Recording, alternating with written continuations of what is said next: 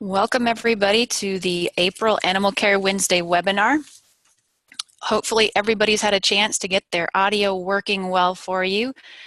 I'm Heidi Carroll. I work with South Dakota State University Extension in Livestock Stewardship, and I'm up in Brookings, South Dakota. The Animal Care Wednesday webinars are a multi-state collaboration to provide once a monthly webinars on animal care and well-being topics that are of hot topics for the U.S. Today, our topic is going to focus on cattle confinement considerations for beef operations.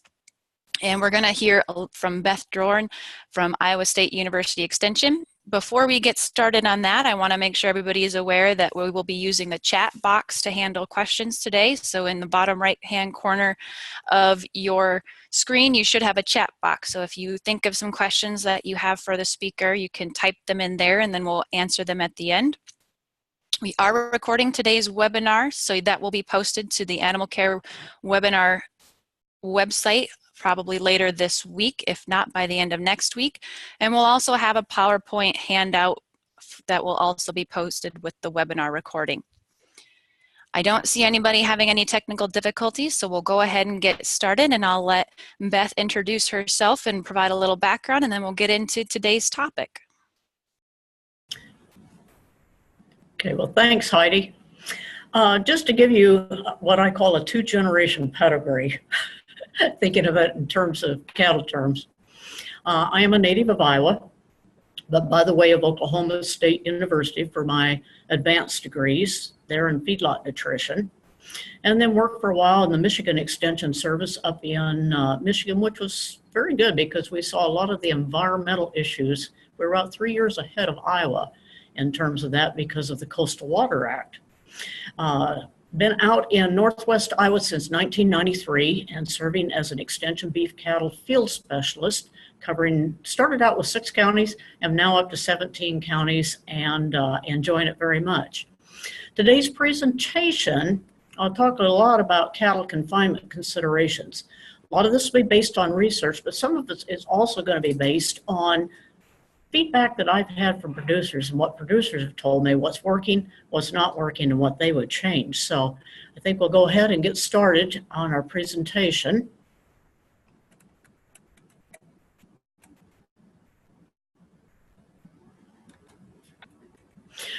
When you talk about what affects cattle comfort, there's a lot of different things, but I want you looking at this slide to think about, what's affecting that steer on your right-hand side. And when you look at the top part of this list, you'll see a lot of those things are relative to weather, things that you don't necessarily have a lot of control over. Classic case being yesterday, when we were looking at the conditions that you were dealing with. And then you'll see some of the middle topics that are listed there are going to be dealing more with the facility, the shelter, the solar radiation, the pen surface.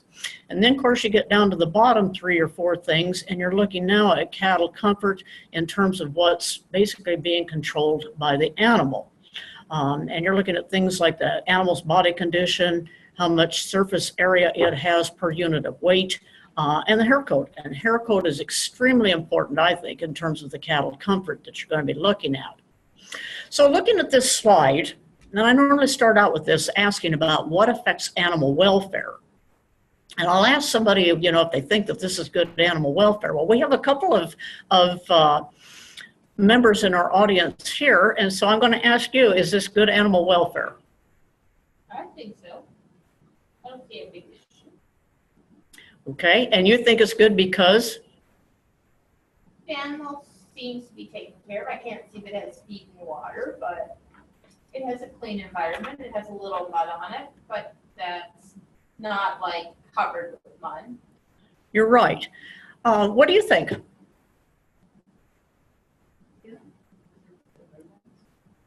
Okay, so a lot of people tell me that they think this is really good. And of course, now I get down as a research scientist and the animal scientist and get to looking really, really hard on this. You can see the bedding. Bedding looks pretty good in terms of this animal, but when you start to take a look at the animal and the other animals that are around, it does have some mud. It does have some, not necessarily mud, but some manure on it. So there's some indication to me that, while the bedding looks really good now, at some point, the bedding maybe was not quite as good. The other thing that you look at, and one of my producers brought it up, and they said, I'm not sure I'm comfortable with the way the curtains are positioned. And looking at the positioning of the curtains in the back, on the back wall there, you can see that they're completely up. There is no airflow coming into that building whatsoever. So, you know, for the most part, the animal looks healthy. The animal looks like it's doing well, but the curtains are completely down, completely closed. And you can see there's been some, at some point, there has been, you know, a wet condition in that pen. Confinement barns, and I hear a lot of producers when we ask them, you know, why do you put up a confinement barn? The number one reason most of my producers tell me that is because they put it up in terms of controlling manure runoff. They're worried about the environmental laws and regulations that are out there right now and how they're going to control runoff. I also have some though that say animal comfort's important to them. Some say because of winter conditions, some say because of summer conditions. And you can have both of those affecting the comfort of the animal. Some will tell me that it's improved performance, and I put a question mark behind that because it depends on the study you're looking at and how long that study has been conducted. And the gain and the feed efficiency numbers that I'm looking at there were numbers that were done at your Opportunities Farm down at Beersford. And as you look at that, you know, they reported gain and feed efficiency improvement, but most of that came as a result of 1 quarter of the year. Most of that was that January through about April is where they were seeing most of that. The rest of the time of the year, they weren't seeing those differences in terms of performance. Reduced animal sickness may be depending on the animal, and of course some tell me in terms of the value of the manure. I guess my comment I would say is yes, I think it does improve the value of the manure. I'm not sure though with the value of the manure that you can offset the original cost of that building. So there has to be some other conditions that are being met in terms of improved animal performance and comfort in order, I think, to justify a confinement barn. When it excels, there are some times, lightweight calves. If you're looking at the lightweight calf, you know, especially muddy conditions like yesterday that we were looking at, extremely cold and windy and that type of thing, rain, those lightweight calves are just more fragile. They can't take, they don't have the body condition on them, they don't have the fat over the rib, they don't have the internal fat that a more marketable animal is going to have that's market ready. Your market ready animals though, they aren't immune from the conditions either. This happened to be a feedlot that I was out in to perfect picture that day. And I'm not picking on that producer. I have to explain to you that the night before, they'd had like 7 inches of rain. So they were doing the very best. Now, while this steer's standing out there in mud, that doesn't necessarily mean that that was where he was the whole time, because they did have concrete and they did have a mound that they could get up on, but he happened to be in the kind of that transition area. Black-hided animals, obviously in the summertime we're going to be hotter. Think about if you put on a black t-shirt and you go out and you stand in the sun, I can guarantee you're going to feel a lot warmer than if you go out there in a white blouse or t-shirt from that standpoint. And even from the standpoint on the same animal, we did some heat stress work I did at Oklahoma State when I was down there. We looked at a dairy cow. We were calibrating one of the solar guns that we had, and we noticed on the black spots was 3 to 4 degrees warmer than the white spots on the very same animal. So that makes a big difference. And of course, dairy steers. And we just got done with the dairy steer tour here, field day, back about a week ago, and they're a more fragile beast. And when I say they're more fragile, they are not going to have the body condition. They don't have the hide, the thickness of the hide like a regular beef animal would have, and they don't have the hair coat. So that makes them both more, both of those conditions makes them more susceptible. Value of the manure. This was our best guesstimate, and I say guesstimate, in terms of the value of manure on an open feed lot versus, let's say, a monoslope barn. And what I say is our best guesstimate, we have some pretty good numbers in terms of the analysis of nitrogen, phosphorus, and potassium.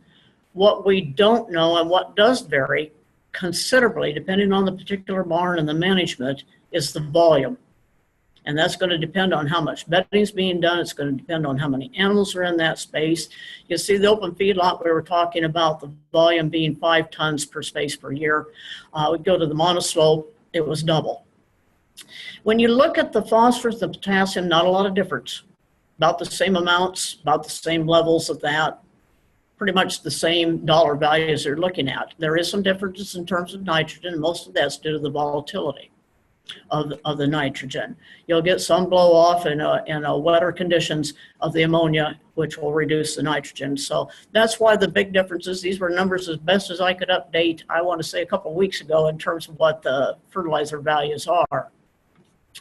So it sounds good to have a confinement barn, and they can be a real advantage, but there are a couple of disadvantages. And I have producers tell me, they said, you know, when we put it up, we didn't realize that we were going to have to clean regularly, that we were going to have to go in there weekly, 2 or 3 times, at least 1 time a week, and that we didn't realize how much bedding it was going to take.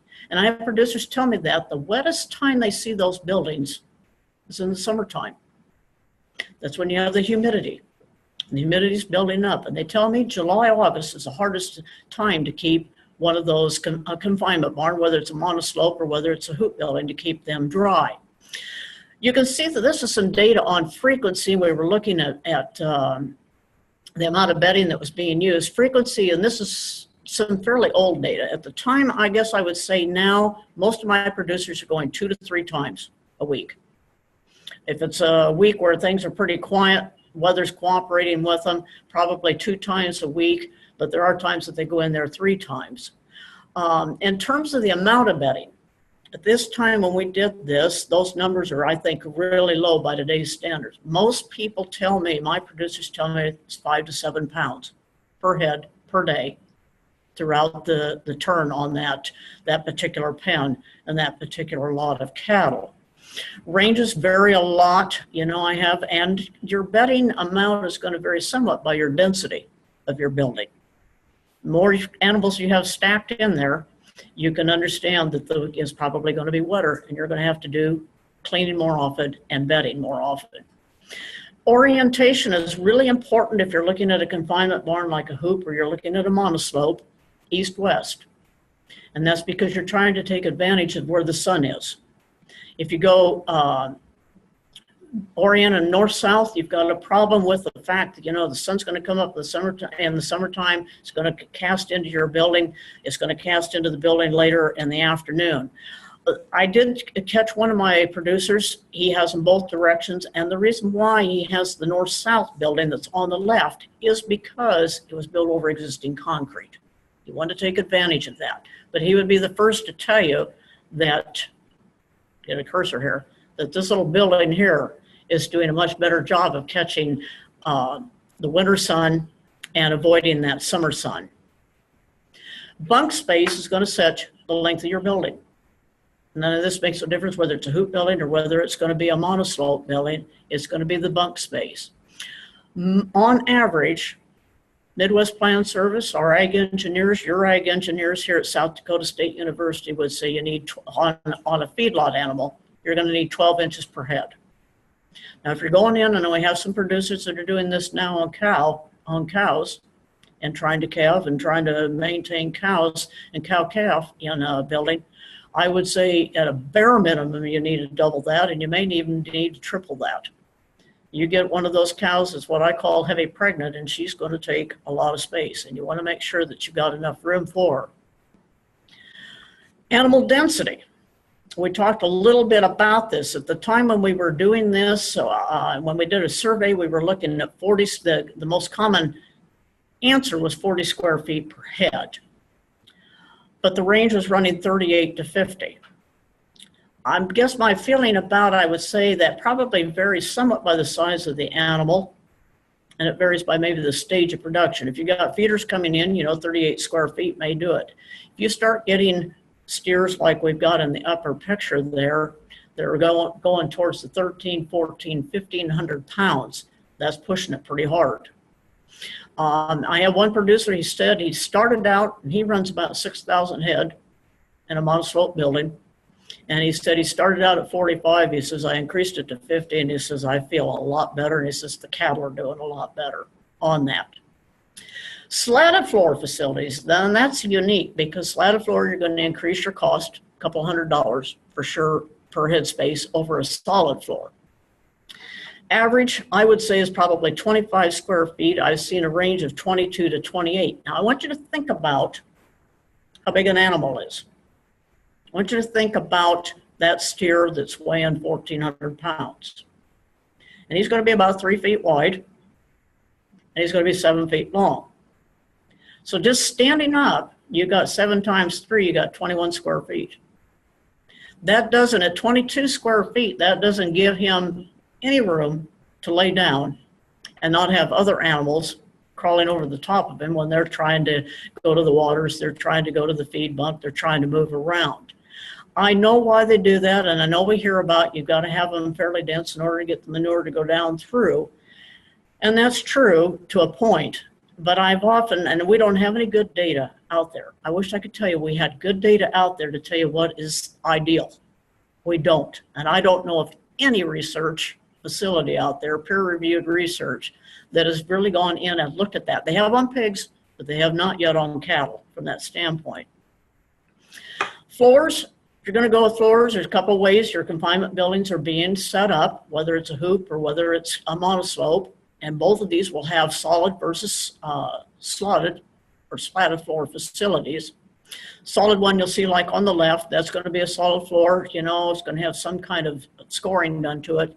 Your slatted floor, just like what it said, you're going to try to work that manure down through. So there's a couple of ways of doing it. Now I'm going to say, we'll talk a little bit more about enhancing that floor. If you're going to go with a solid floor, you need to have some kind of scoring on it.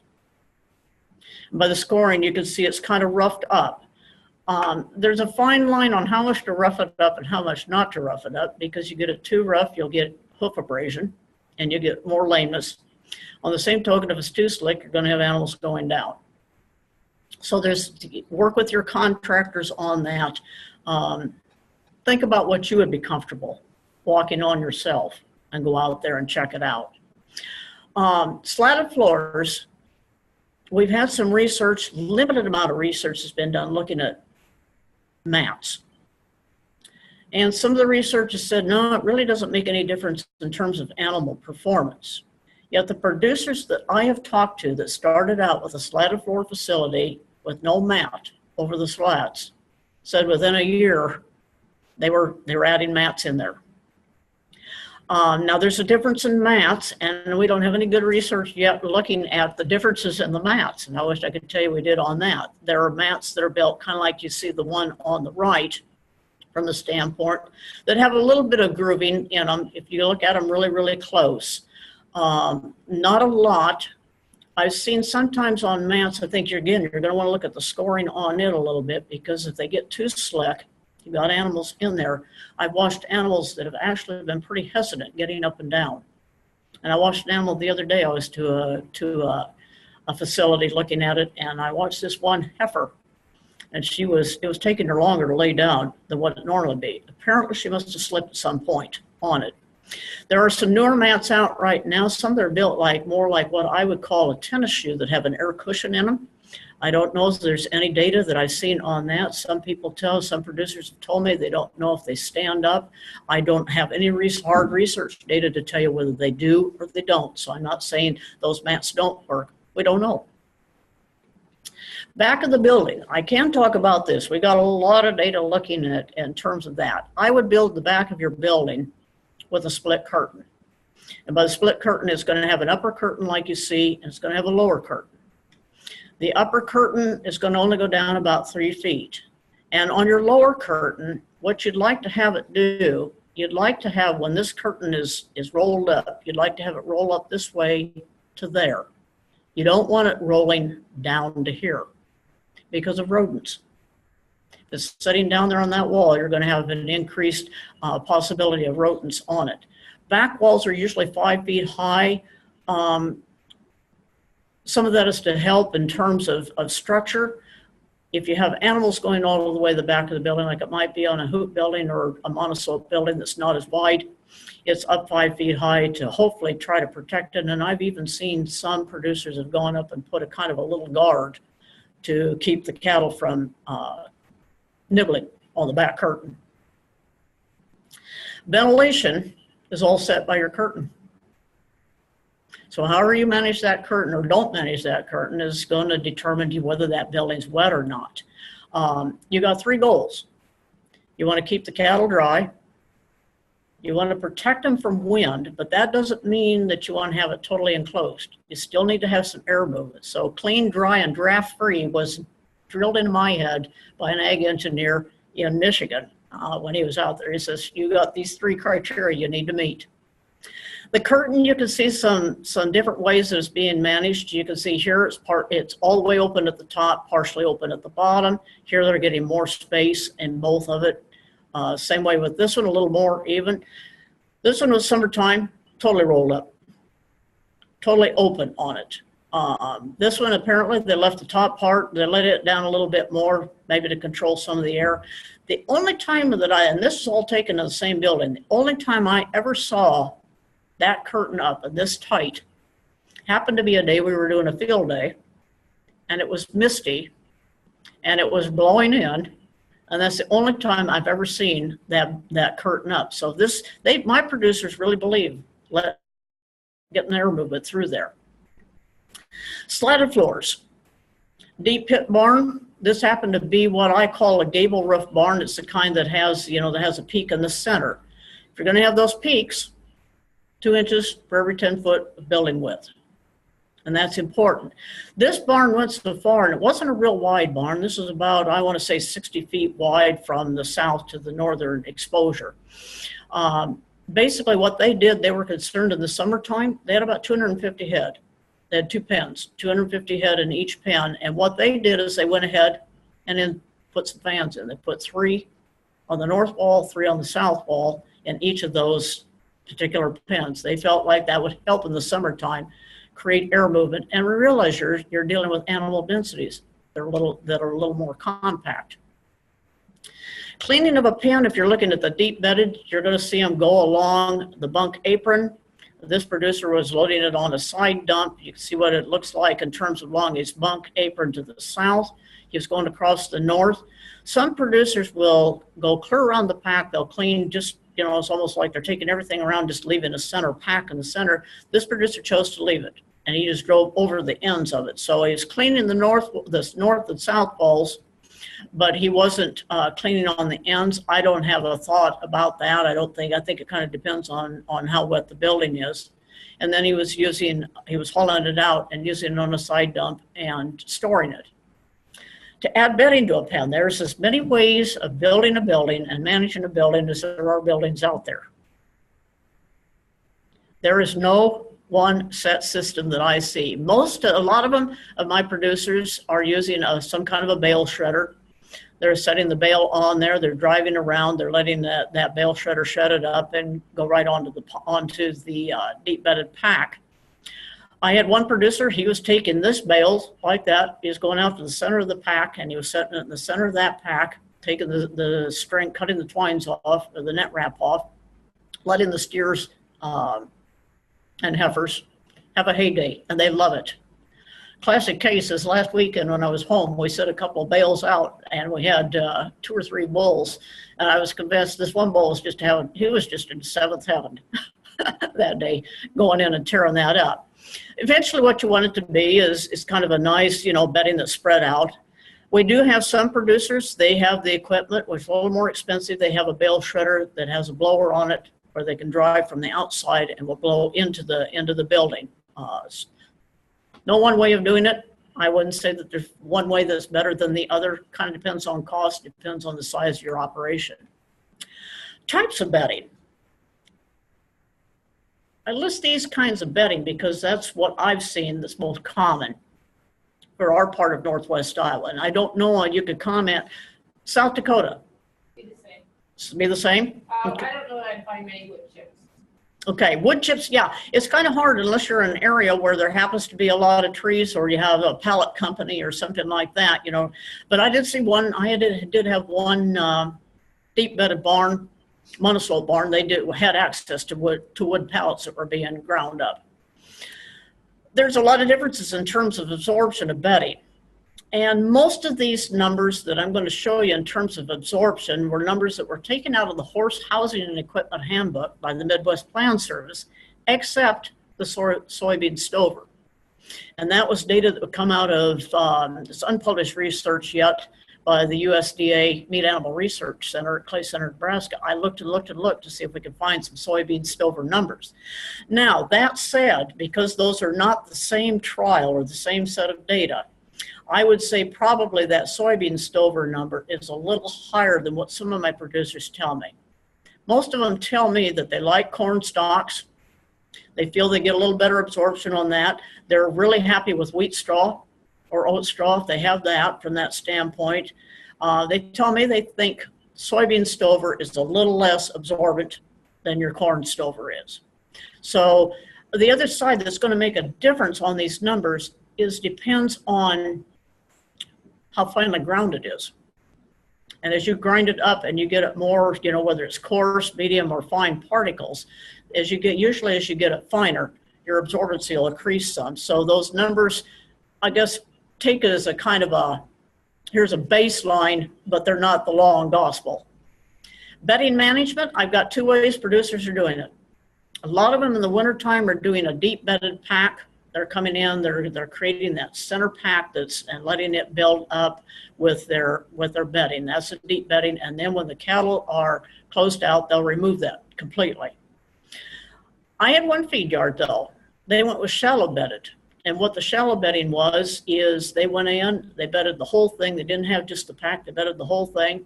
They left that bedding in there and they would come by and clean the bunk aprons.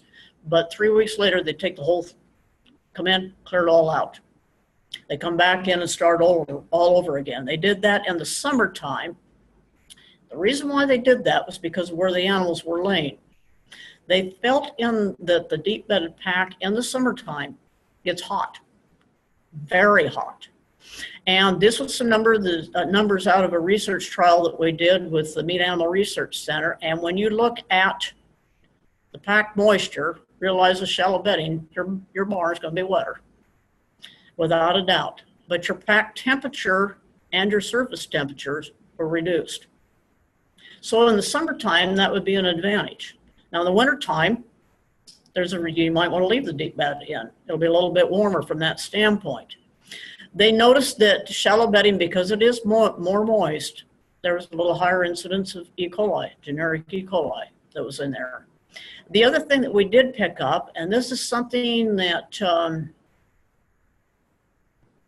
think we're going to be under some scrutiny, is what are the odors coming out of these barns? And they did notice that the branched chain VFAs and the aromatics, the stinky compounds, tended to be higher when you were going to shallow bedding. So the question is, I guess in my mind, is maybe you don't let it sit there for 3 weeks. Maybe you come in weekly. Maybe you come in every 2 weeks. Maybe that would help in terms of those aromatics.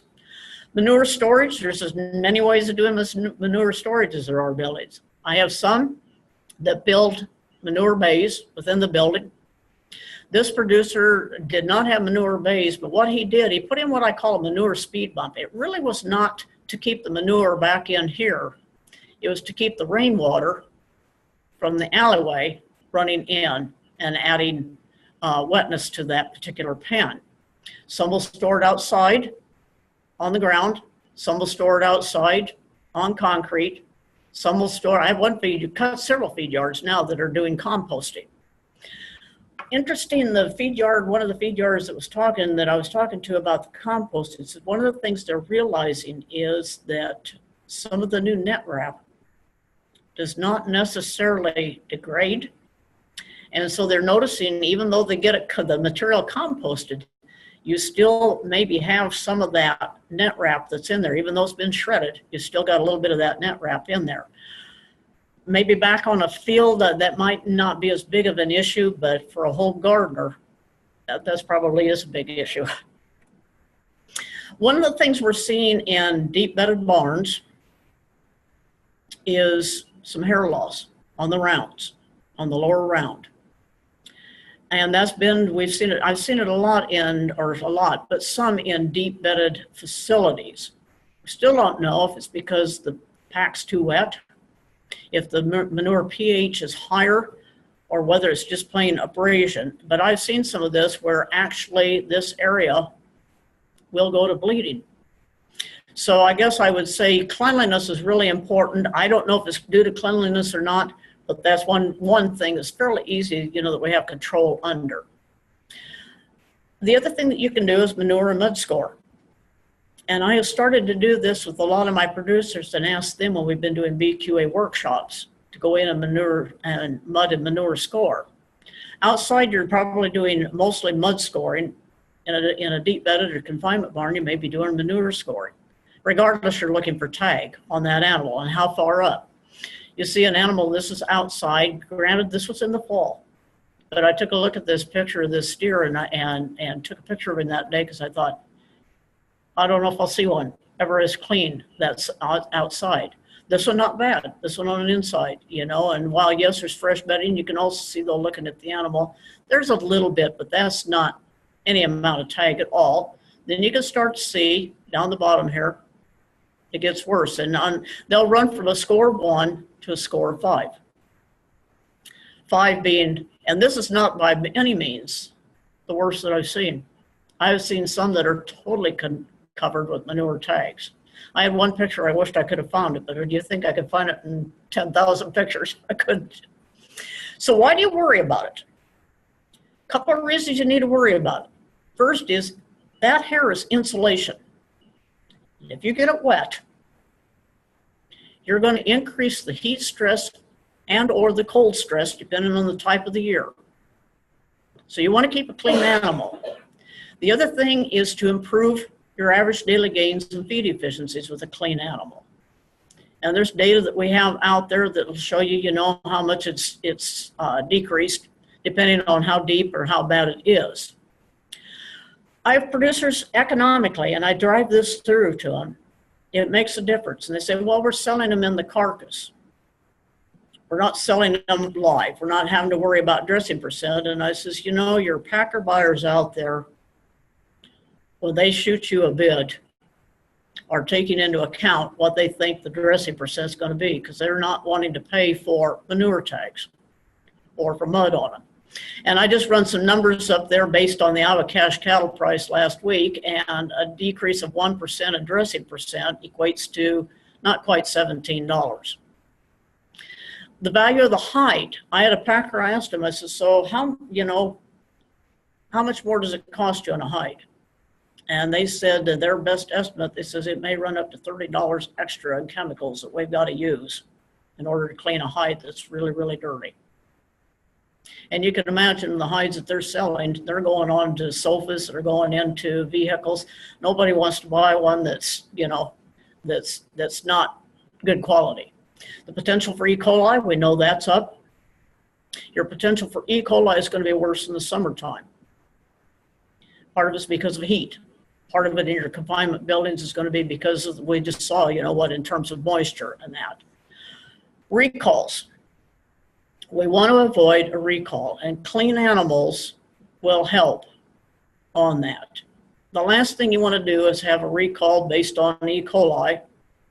It decreases the investment value of that packer, but more than that, it decreases consumer confidence. Every time you have a recall, they get more nervous about buying beef. So, and this happened to be, Consumer Reports in 2015, and look at the headlines. And I guess I would say I don't think that's gone away. Consumers expect that they've got a high quality product. With that, we're going to stop Heidi and open her up for questions.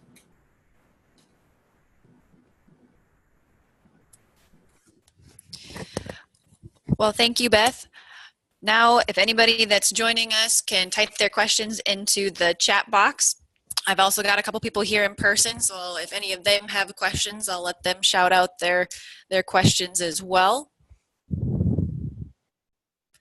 To start us off with questions, Beth, you talked a little bit there at the end about the why do we care about what's happening to hides and the overall welfare of the animals? So tell us a little bit more, how does that play into the feed yard assessments that exist for producers? Okay, well, as you look at the feed yard assessments, that's one part of the criteria. If you've ever looked at the sheet for the feedlot self-assessments, animal cleanliness and pen cleanliness are two things that are on that list. We have an abbreviated list that we're using in Iowa, you know, but it's basically the same criteria that you would be using in South Dakota from that standpoint. Packers are expecting that. The problem, if you start getting into animals that aren't as clean, you've got all kinds of problems that could potentially occur. One is at the packing plant, and they do their very best to prevent contamination. If you've ever been in a packing plant and watched, they have 4 or 5 or 6 different mitigation steps that they're using. One is they're using, when they start to open up that carcass, they're making sure back at the tail that they've got a couple of tissues that they're using, that and it's not regular tissue, it's basically impermeable tissue that they're using on that. They also go with organic rinses. They're also doing trimming. They're making sure on all of those steps as they go along that they're doing everything they can, and they're monitoring. When they monitor, when those carcasses are going by, they will take tissue samples every so often just to see where they're running on that. So it is extremely important. The other thing is for your truckers, it's really important. Think about it, you know, most truckers are going to truck for more than one facility or more than one feedlot. And if you have animals that are extremely dirty, that also they'll contaminate the trailer. And your trucks do the best that they can. I know they're cleaning out, they have the washouts and this type of thing, but it takes them more time, and there's an increased risk on it from that standpoint as well.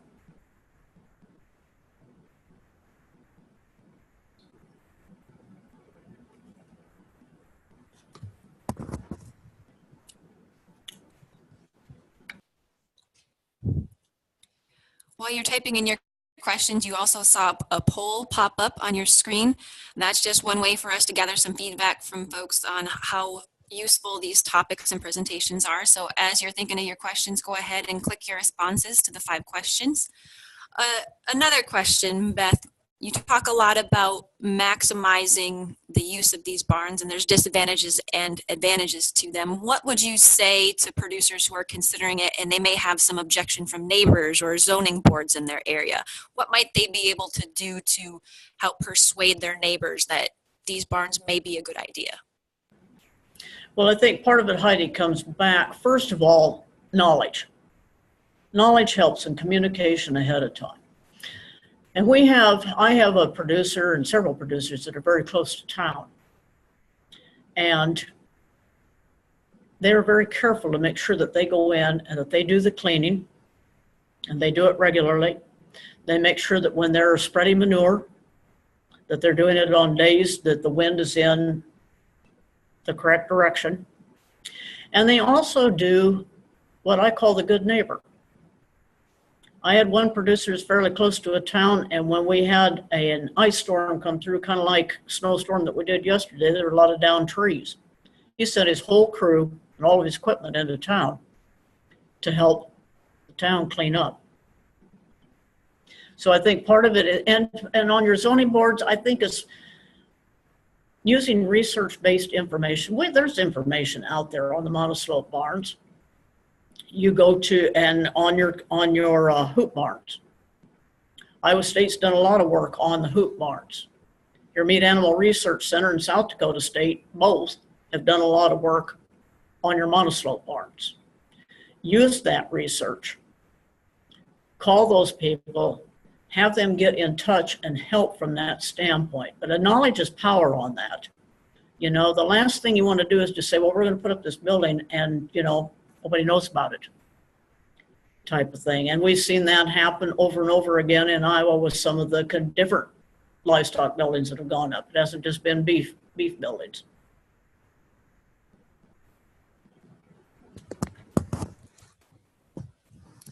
And I don't see any questions coming in, so I'll end with kind of a your thoughts question. You mentioned the need for more research. Where would you see the need for research, and what would you like to see? Well, I think one of the things we don't know about animal density.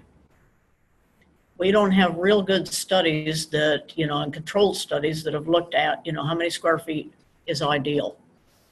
And until you get it into the same kind of animals and into a kind of a controlled research, or can work with a producer out on farm, that's one thing we need to have. We don't know about the flooring. We talked about, in terms of the slatted floor systems. We need more research in terms of the mats. They're relatively new. And what's the best kind of mat? How should it be? And not company, I'm not referring to company, design-wise. What's the best design for that particular mat? We found out some things in terms of how we're installing them, and some of those companies gone right back and changed some of their methods of installation and holding them. So that's another deal that we don't know. The data is conflicting when you talk about E. coli and the incidence of E. coli in the packing plant. And I went through and I looked at a number of universities all the way from Canada to the US on that.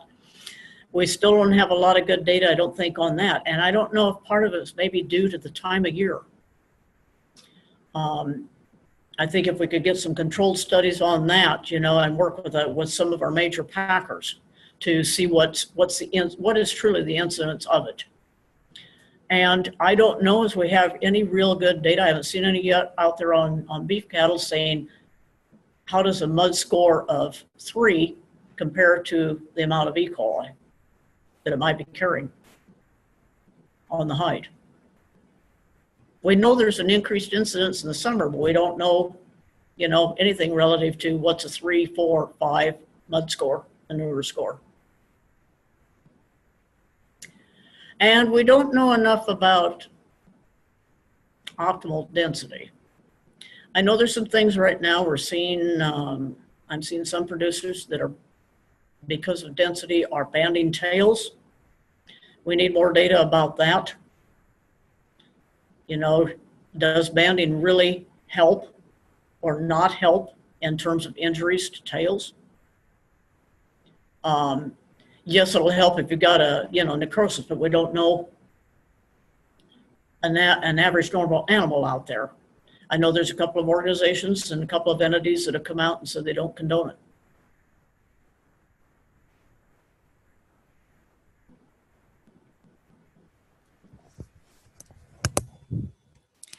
Well, with that, I want to thank everybody for joining our Animal Care Wednesday webinar. Tune in on May 2nd. Our topic will be focused on more youth and show animals, biosecurity tasks before, during, and after shows. And we'll hear from Jody Sturley from Iowa.